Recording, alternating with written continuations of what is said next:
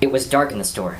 Jack stopped and tried to listen, but it was hard to hear over his own gasps for air. His heart was pounding. He started walking down an aisle as stealthily as he could. He could only see a few feet in front of him. He got to a break in the aisle and looked to his right, when, from his left, a figure rushed him, tackling him to the ground.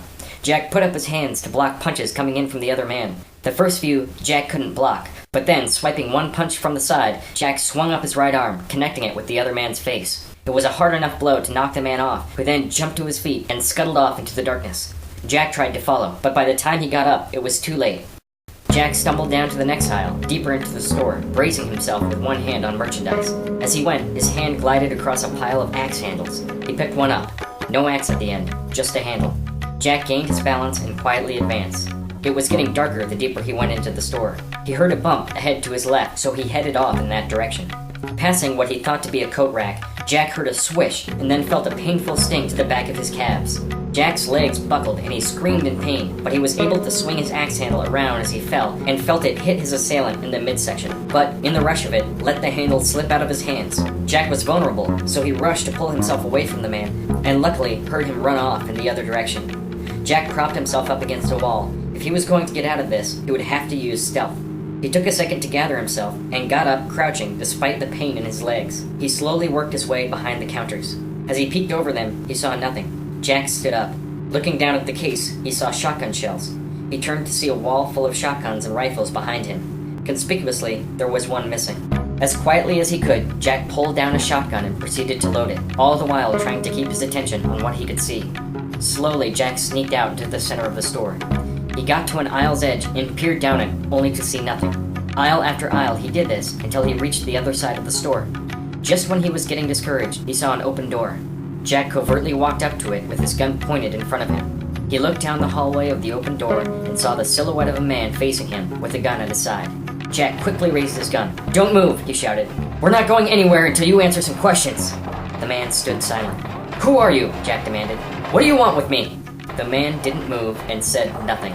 "I'm not kidding around here," Jack said, and pumped the shotgun to prove his point. "Now who are you?" Slowly and steadily, the man started to raise his gun. "Hey!" yelled Jack. "This isn't a joke! I will shoot you!" Sweat was streaming down Jack's face. The man still took aim. "Who are you?" said Jack. It took all of Jack's will to keep himself from trembling.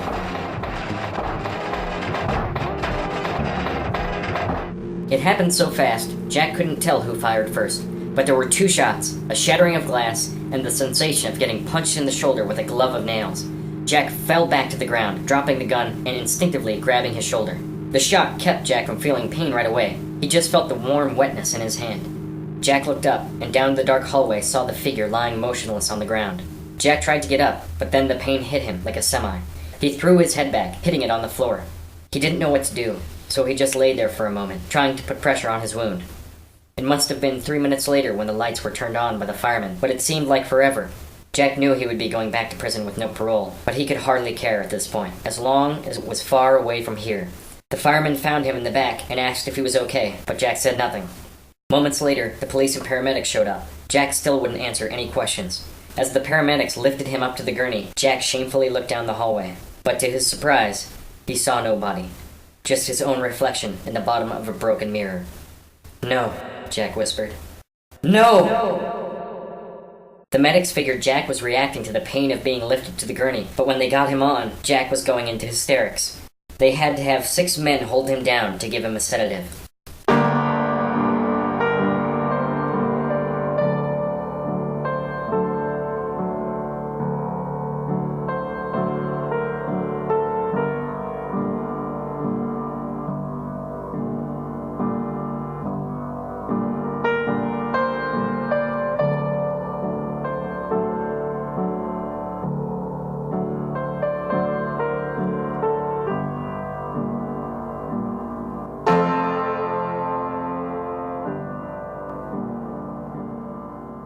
Paul was outside the police station when Jack came walking out with his arm in a sling. "Did you bail me out?" asked Jack. "Not really," said Paul. "I know Ralph, who owns the hardware store, and he won't press any charges on the condition that you pay for damages." Jack nodded weakly and headed for Paul's truck. Paul said they would have to go by the diner for a while because he had a few things to take care of, but Jack got the sense that Paul was keeping him on suicide watch. Jack slumped over with deep, dark sockets around his eyes and a heavy face. He looked broken and defeated.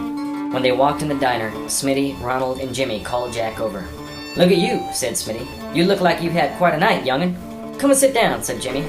Jack plopped down into the booth and stared blankly at the table surface. The others tried to bring up Jack's spirits, but he was unresponsive.